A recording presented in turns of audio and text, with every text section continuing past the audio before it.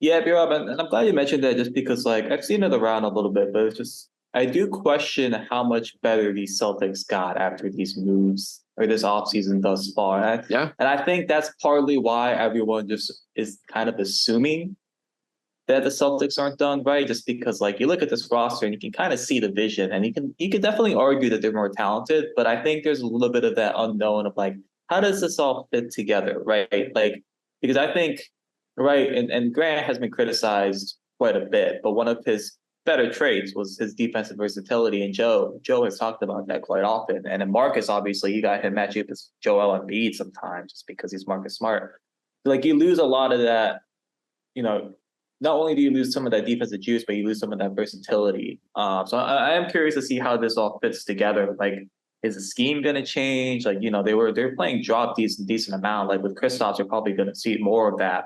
The CLNS Media Network is powered by FanDuel. Sign up at FanDuel.com/Boston and get in on the action with $200 in bonus bets guaranteed. Especially, with you're going to see a lot more of that, especially with Kristaps. So it's just, I think a little bit of, I'm of the opinion that the Celtics aren't necessarily better yet, but I think a little bit of that is just like we don't know what the Celtics are going to look like next year in terms of scheme and how roles fell out. Like, is Sam Hauser going to take kind of a meaningful step in like in terms of consistency? Like, he's not going to have like a midseason slump. Maybe Oshai Brissett comes in, is pretty good. Maybe so you have all these options. I still think your top 8 or so, top 7 or so, still rock solid. But at the same time, it's like, I think one of the things with Brogdon is like how different is Brogdon going to look next year with like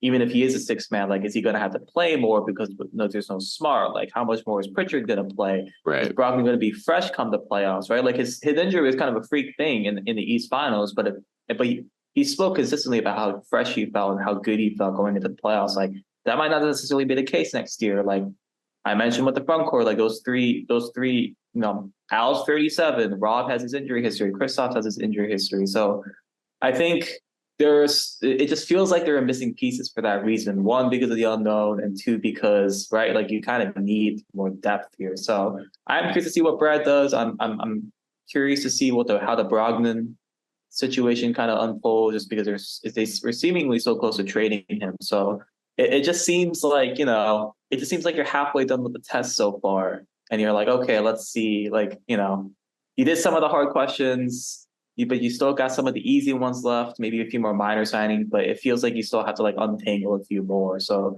that's kind of where I stand on the off season. Yeah, I think that breaks down well in terms of like that's such a depth part of it of like.